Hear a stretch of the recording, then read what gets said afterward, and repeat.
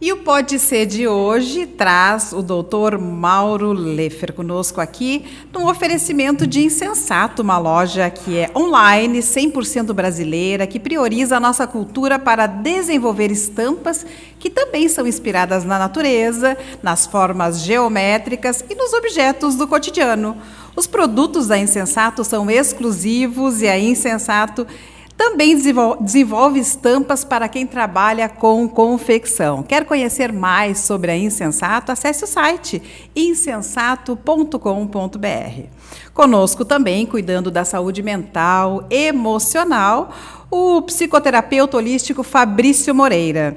E lá você encontra equilíbrio físico, mental, espiritual e energético, através de técnicas holísticas, que te auxiliam nesse processo, e ele te oferece auriculoterapia, moxa-terapia, ventosa-terapia, corindu, massagem relaxante com aromaterapia e o reiki. O reiki é com cristais.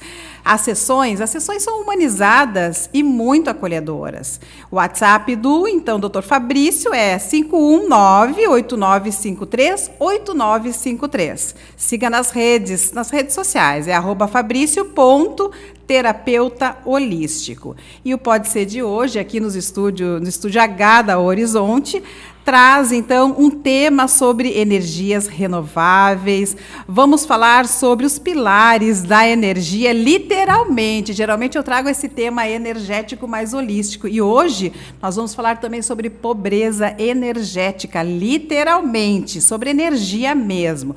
Como diminuir, inclusive, a nossa conta de luz. Com ele, Dr. Mauro Leffer. Seja bem-vindo aqui ao nosso Pode Ser. Boa tarde, Celina. Boa tarde ao público que está nos assistindo e ao seu público. E tenhamos uma tarde proveitosa. Um bom bate-papo hoje.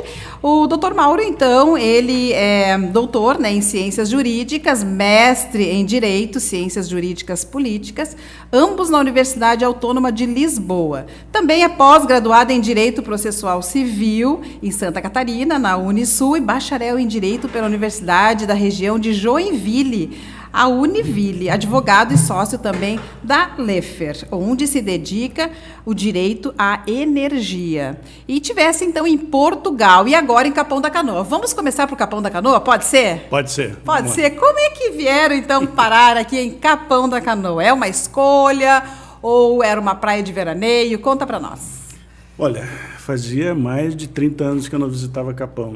E o ano passado nós visitamos Capão, eu e minha mulher, e depois de voltar de Lisboa, né, e percebemos que aqui a gente tinha uma qualidade de vida mais próxima daquela que a gente tinha em Lisboa. E deixamos Porto Alegre, deixamos nosso apartamento lá, e adquirimos um apartamento aqui e viemos morar aqui. Não era praia nem de veraneio? Não. Não chegaram a veranear, foi escolha mesmo. Para ter uma ideia, eu não tinha ideia do que era essa quantidade de prédios que Capão da Canoa tem. Na minha memória de infância, que foi, acho que foi a última vez quando eu estive aqui, eram tudo casas, e casas baixas. Não tinha essa quantidade de prédios, parece Camboriú. Desenvolveu muito. E falando em desenvolvimento, a gente já também puxa esse assunto sobre energia, literalmente, né? O cuidado com a nossa energia, redes eólicas, como diminuir a nossa conta, essa é a nossa pauta de hoje. Vamos falar, então, sobre o que é, então, a pobreza energética. A pobreza energética é uma situação quando os seres humanos que estão acostumados... Não, vamos separar as coisas no Brasil. No Brasil nós temos assim, pobreza, e quando a legislação fala em pobreza, ela está fazendo aquela condição mais pobre ainda, mais difícil de vida do cidadão. Então, tem determinados cidadãos que estão abaixo da linha da pobreza, e essas a legislação brasileira protege, e tem aquelas bolsas famílias, aqueles programas que assim estão à disposição. E há também para pessoas que consomem energia, determinadas pessoas que nem pagam a energia que consomem. Por exemplo, os índios e os quilombolas têm 100% de desconto, e outras faixas de consumo para atender determinados setores. Mas são pessoas que estão, de fato, numa situação muito difícil. A pobreza energética, ela ocorre numa faixa um pouco acima. São pessoas que podem pagar a energia, mas quando ela sobe demais o preço, e as suas remunerações continuam baixas, né? E as suas habitações não têm eficiência energética, ou são ineficientes energeticamente, consomem demais energia, bom, está formado o triângulo para a gente ter a pobreza energética. Ou seja, habitações ineficientes. O que é uma habitação ineficiente? Quando tu precisa gastar mais energia do que o necessário para manter a tua casa adequadamente climatizada. Por exemplo, isso já entra dentro da área de eficiência energética, mas só para a gente ter uma ideia. Vamos pegar um exemplo daqui que é bastante comum no litoral. Nós temos praticamente todas as aberturas aqui feitas em alumínio. O alumínio é um material que passa rapidamente o calor, o frio, ela passa muito rápido. Se pegar uma colher antiga dessas de alumínio e botar no fogo na ponta e segura na outra ponta, em seguidinha tu queima a mão. Por quê? Porque o calor passa muito rápido e o frio da mesma forma. Então, nós resolvemos um problema no litoral que é a oxidação desses materiais, né?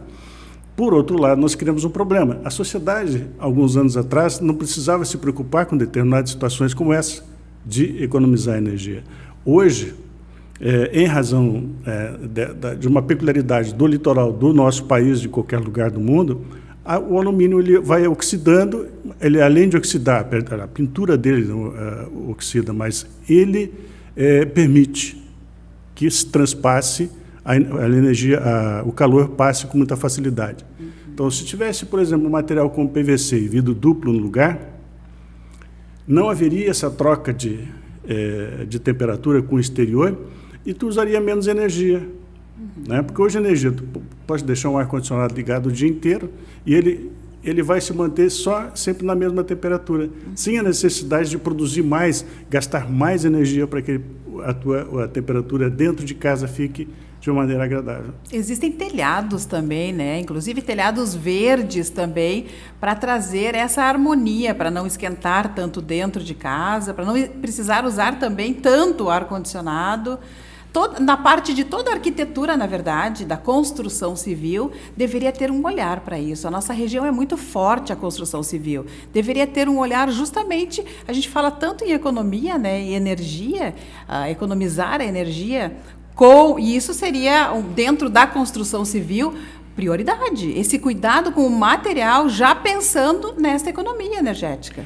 Olha só, eu tenho observado já há muitos anos que a mídia chega em determinada época do ano, quando há digamos, a pouca chuva e os reservatórios não tem água suficiente para produzir energia, então uma baixa nos reservatórios, a mídia começa a pedir para a população economizar energia. Agora eu vou perguntar, como? Como é que se economiza energia? Todo mundo pede para economizar, mas põe na cabeça uma responsabilidade que o ser humano não sabe, as pessoas não sabem como fazer isso. Então, como é que se economiza energia? A economia da energia, ela só pode ser feita a partir do momento em que tu consegue preparar o ambiente em que tu vai viver de forma adequada. As paredes externas, elas devem estar revestidas de alguma forma para evitar essa troca de calor que nós comentamos ainda há pouco. Né? A parte superior da casa também deve ter alguma coisa nesse sentido. E isso cai bem dentro daquilo que tu comentaste ainda há pouco em relação à construção civil em Capão da Canoa.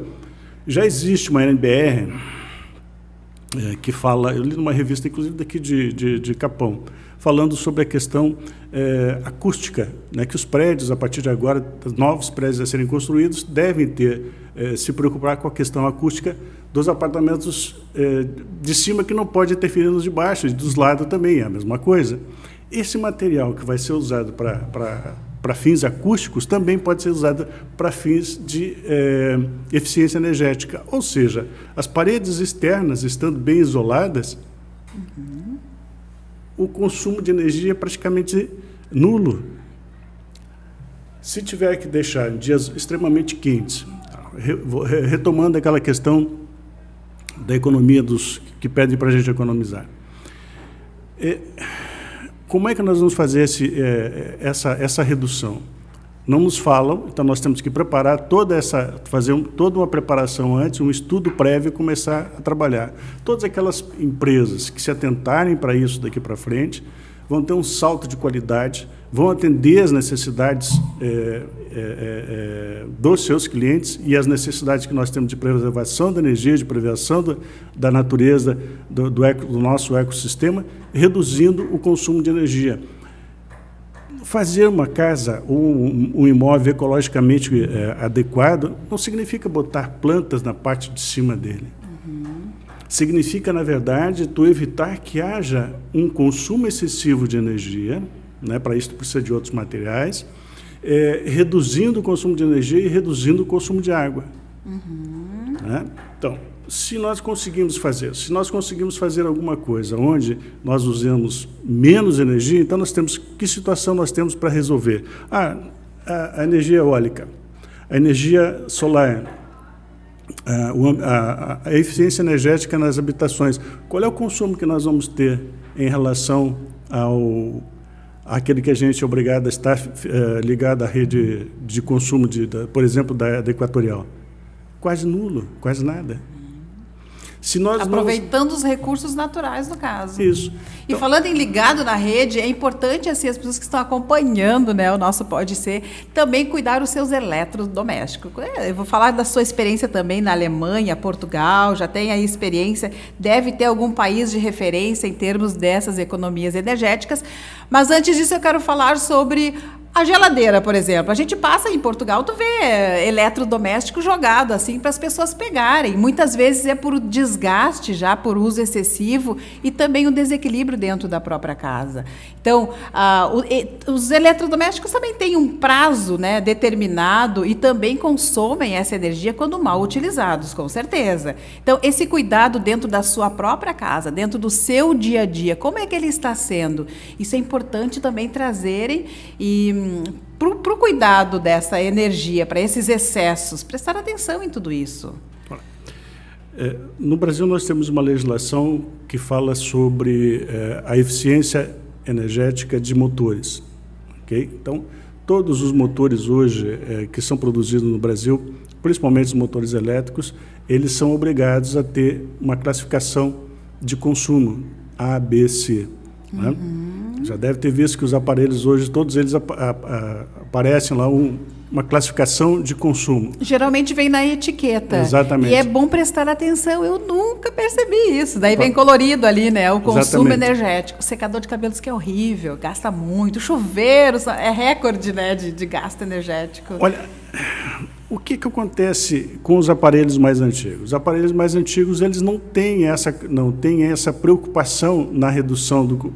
Não é simplesmente reduzir o consumo, mas reduzir o consumo e manter a qualidade de vida. Não basta simplesmente reduzir. Aí, citaste, por exemplo, Portugal. Portugal, por exemplo, a companhia que fornece energia elétrica em Portugal, a principal, né, de Portugal, ela oferece o quê? Hoje em dia, ela já está fazendo financiamento para as pessoas que queiram colocar painéis solares em cima das suas casas. Ela mesma financia diretamente para o consumidor. Ela financia diretamente também para o consumidor a compra de novos equipamentos que atendam essas classificações de melhoria energética.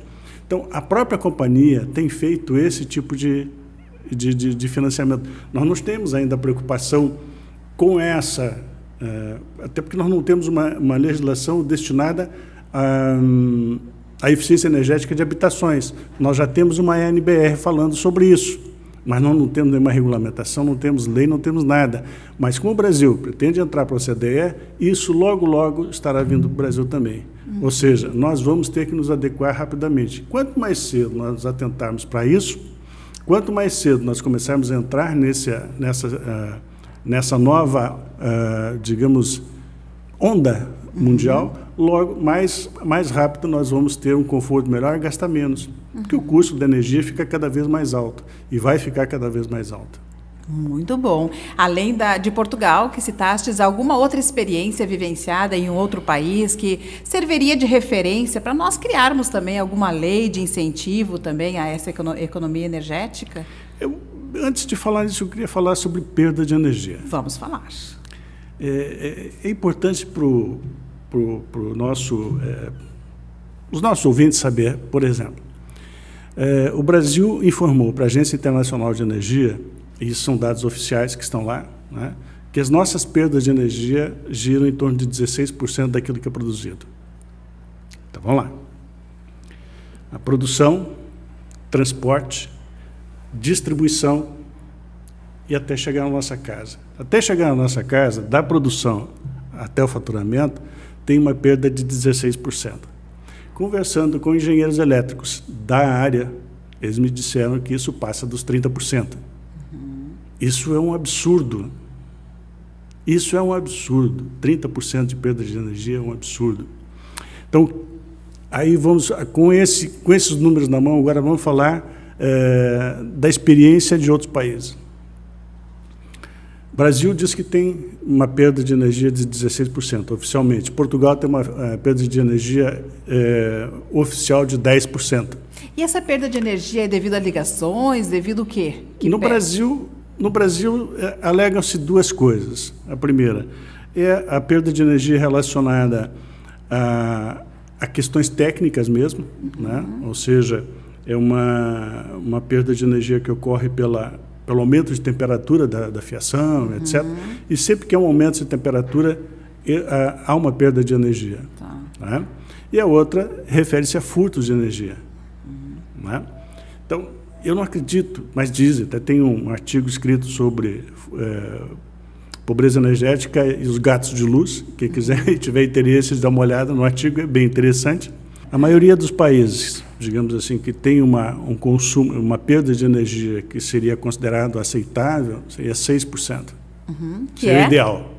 Aí nós estamos falando de Estados Unidos, nós estamos falando de Alemanha, nós estamos falando de países que estão, digamos, ao norte da Europa. Agora, aqueles países escandinavos, são países frios, 4% de perda de energia. Isso é fantástico, é extraordinário. Sempre há uma pequena perda de energia entre a produção e a entrega para o consumo, mas no Brasil é muito grande. Talvez até por isso que essa energia seja tão cara ainda, porque se nós associarmos, essas perdas de energia são pagas por todos os consumidores. Uma vez que foi faturado, toda a cadeia recebe em cima. Então, vamos lá. Perda de energia, preço da energia, mais o preço do transporte, mais o preço da distribuição, mais a tributação sobre tudo isso, é um absurdo. Então, se nós conseguirmos reduzir essas perdas de energia, eu tenho certeza que o preço da energia cai um pouco mais. Cada um de nós pode fazer a nossa parte, mas aqueles que estão no meio produzindo também devem fazer. Produzindo e entregando energia, devem fazer a sua parte também. Tem que reduzir essas perdas e nós, consumidores, também podemos fazer a nossa parte, nos prevenindo para evitar que tenhamos que haver racionamento no futuro, coisas do gênero. O Brasil passou por um período bastante difícil o ano passado, mas eu fiquei feliz porque nós temos resiliência energética. O que é?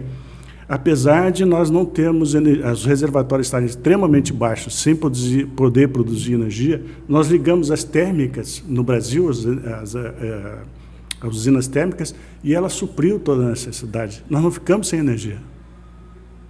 Isso é fantástico. Alguns anos atrás, faltava energia uma vez atrás da outra. Agora não.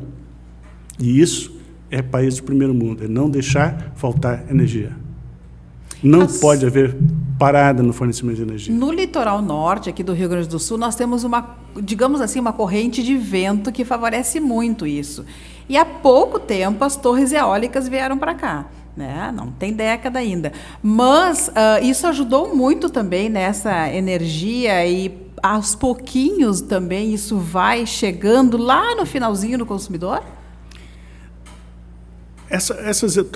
Todos os investimentos novos, né, que são feitos dentro da área de eólica, todo material novo, ele é muito caro e ele vai levar muito tempo ainda para ser pago e para se pagar simplesmente. Então, essa energia ainda não é uma energia barata. A energia barata é essa energia que nós compramos, que vem através das empresas como tipo Itaipu, que são as grandes fornecedoras, os grandes reservatórios, usinas hidrelétricas, né? Daí que vem a nossa energia barata, por isso, deveria ser mais barato, mas nós perdemos energia no transporte até chegar ao consumidor. Bom,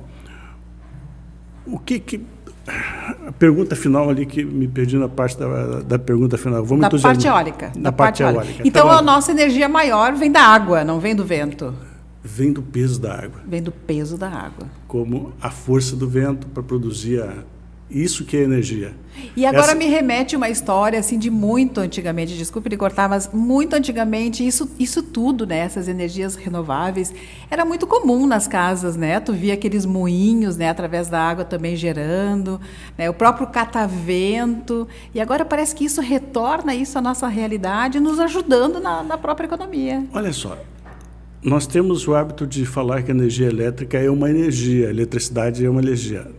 A eletricidade não é uma energia, ela é uma transportadora de energia. A energia, de fato, é essa que tu acabou de citar. A energia produzida pelo moinho de vento, que é o mesmo, de uma forma bastante antiga, mas mal comparando com os reservatórios de água, hoje as hidrelétricas, né? Faz a mesma função. Os moinhos de vento que tocavam os moinhos de trigo antigamente, hoje são os cataventos, esses que estão aí produzindo energia. É a mesma coisa, de uma maneira diferente. Não se reinventou a roda, só se está usando o que já existia, com novas tecnologias. É fantástico. Agora, o mais fantástico é a gente poder trazer essas coisas, que está aqui lá, essas fazendas de produção de energia eólica que estão ali ao lado. Elas não precisam estar sendo exclusivamente elas a produzir energia. Nós podemos ter um catavento também em cima das nossas casas. Não daquele tamanho, tamanho menor. E não existe, por exemplo, esses, vamos chamar de catavento, que não são exatamente com as hélices na vertical, mas na horizontal. Então, tu pode botar em cima da casa, fica fácil, e produz aqui no litoral muito mais do que qualquer outro lugar do estado. Em locais baixos, onde eu moro aqui, que ali em Navegantes, a quantidade de vento ali é expressiva, é violenta. Aproveitar esse vento para isso, né? Aproveitar, então, a noite é eólica e durante o dia o solar.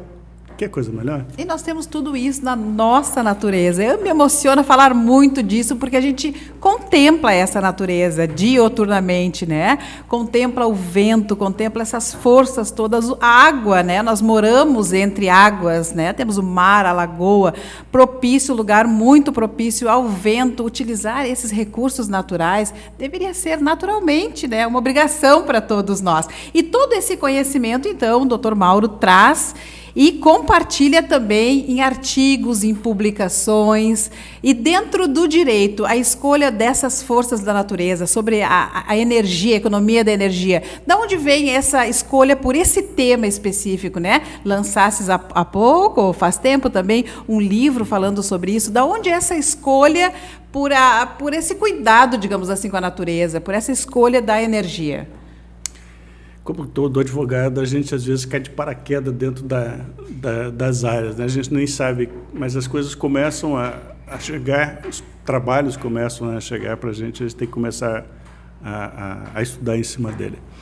Eu recordo que, quando apareceu a primeira vez um processo dentro da área de energia, eu comprei 13 livros, eu li os 13 livros para começar a entender o que é esse direito de energia, o que é a energia, o que está em volta dela. E é justamente esse um dos trabalhos que eu começo a fazer agora a partir do ano que vem, é mostrar para os colegas advogados o que é o direito da energia, qual é a finalidade dele, para que ele presta, como é que o advogado se porta dentro dessa área e o que ele pode fazer. Eu posso antecipar, assim, 2 ou 3 coisas. Primeiro, existem 3 grandes negócios no mundo, e isso não sou eu que digo, são as pessoas que trabalham nessas áreas e que conhecem, os economistas é que falam. O negócio de armas, o negócio de remédios e o negócio relacionado à energia. Tá? Os 2 primeiros não nos interessam, até porque o Brasil não tem tradição dentro dessa área, mas na área de energia, sim. Nós temos petróleo, nós temos urânio, nós temos, para produzir energia atômica, nós temos vento, melhor lugar do mundo para produzir energia eólica de todo, vamos colocar uma parte do norte da África e depois o Brasil. Nós temos rios, nós temos água, nós temos uma abundância de materiais da natureza que nos permite estar à frente de tudo que vem por aí. Então, o que nós pretendemos fazer é mostrar para os profissionais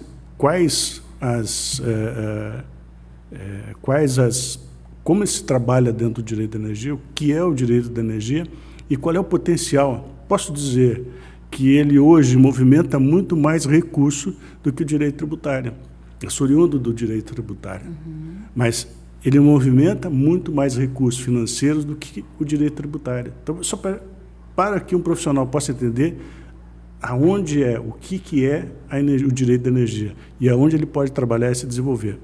Por isso, como diretor do Departamento do Direito da Energia do Instituto dos Advogados do Brasil, a partir do ano que vem, nós vamos formar cursos de pós-graduação e de preparação de profissionais para trabalhar dentro dessa área. Que o mercado está carente. O Rio Grande do Sul não tem tradição nessa área. Quem tem tradição nessa área é Minas Gerais, Rio de Janeiro e São Paulo, um pouco menos do que, mas nessa ordem que começou. Então, nós temos que formar pessoal, porque tem muita coisa acontecendo e as grandes áreas de trabalho daqui para frente dentro da área de energia.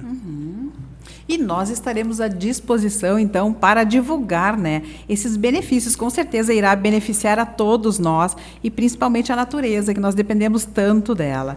O Pode Ser, então, tem o oferecimento e está com vocês aqui, através do psicoterapeuta holístico Fabrício Moreira, que você encontra equilíbrio físico, mental, emocional e energético através de técnicas holísticas que te auxiliam em vários processos. Através de auriculoterapia, moxa-terapia, ventosa-terapia, cone-induz, massagens relaxantes e aromaterapia também durante o reiki. As sessões são humanizadas e acolhedoras. Você pode entrar em contato pelo WhatsApp 989538953. Seguir as redes também para conhecer as terapias é @fabricio.terapeuta holístico. E conosco também aqui no podcast a Insensato. A Insensato é uma loja online 100% brasileira que prioriza a nossa cultura para desenvolver as suas estampas, que também são inspiradas na natureza. Estamos falando muito da natureza e a Insensato vem utilizar, então,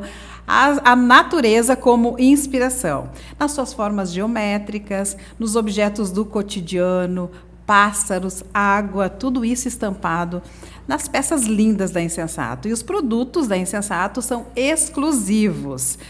Também desenvolve estampas com quem trabalha com confecção. Você que tem uma loja, está assistindo o podcast, tem uma loja e quiseres, então, comercializar a Insensato, você pode conhecer a loja também através do site insensato.com.br. Doutor Mauro, eu estou muito lisonjeada com você aqui. Não imaginava um podcast tão emocionante, porque eu acho que falar das coisas da natureza, voltar o filme na nossa cabeça lá do tempo, né, da vida simples. Nós viemos de uma vida simples, né? A maioria de nós passou lá pela roça, pela horta, conheceu um moinho, e quem não conheceu, dá para conhecer. Tem muita gente utilizando essas energias renováveis. Graças a Deus já está chegando muito forte aqui no litoral norte do Rio Grande do Sul, onde fica o Estúdio H da Horizonte, porque o nosso forte é a construção civil. As pessoas acham que é o turismo. Claro que o turismo também, o mar também atrai muita gente. Agora a lagoa, que nós temos um acesso também.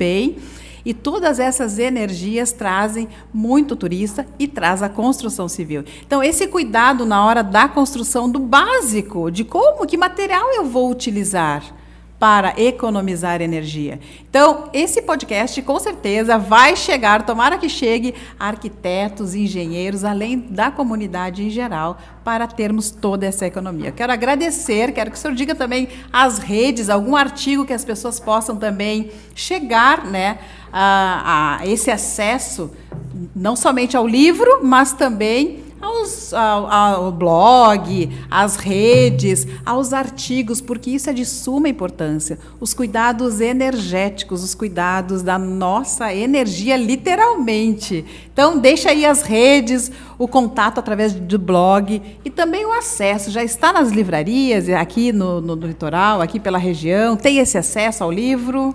Não, ele está concentrado na Livraria do Advogado, em Porto Alegre, e outras livrarias, né? Mas aqui, se necessitar, alguém tiver interesse, que eu acho difícil que alguém tenha interesse em falar num livro de direito aqui no litoral, mas, enfim, entra em contato conosco através do nosso e-mail ou através da própria rádio aqui. As pessoas que quiserem ligar para cá, pode fornecer o nosso contato, né? Com certeza. E blogs e artigos falando sobre a energia? Bom, se entrar no nosso site, advocacia, ou seja, all.adv.br, todos os nossos artigos estão lá listados. Tudo aquilo que nós temos produzido vai levar diretamente para um link para poder ler. Também tem as publicações que nós fizemos nos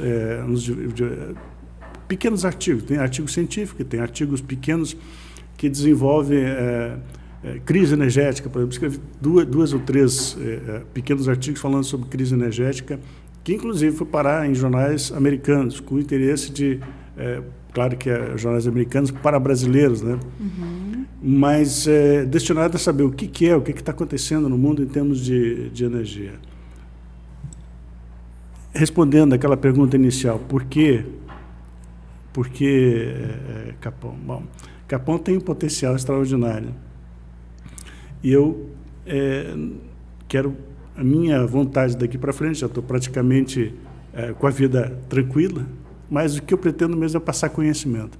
E aqui, como existe um potencial muito grande para a produção de energia, inclusive em microgeração distribuída, que é que a gente fala hoje, geração distribuída, que a gente bota dentro de casa, ou nas casas, ou nos edifícios, existe potencial enorme para ajudar pessoas a fazerem essas coisas de forma legal, se conectar com a rede, e é necessário que se conecte com a rede para que possa ter, digamos, não precisar botar baterias em casa, que fica muito caro, né? Então entrega para a rede e depois recebe de volta. E é assim que funciona. Então a concessionária acaba funcionando como uma grande bateria para nós que produzimos energia em casa. Que legal. Eu fico muito agradecida, muito feliz, sabendo que podemos, então, que existe, né, toda essa preocupação de economia, de energia. Quero agradecer a sua participação. Estamos sempre de portas abertas. Eu que agradeço. Para trazer, então, todo esse conhecimento. Muito obrigada. Ok. Boa tarde aos seus ouvintes. E até a próxima. E até o próximo programa.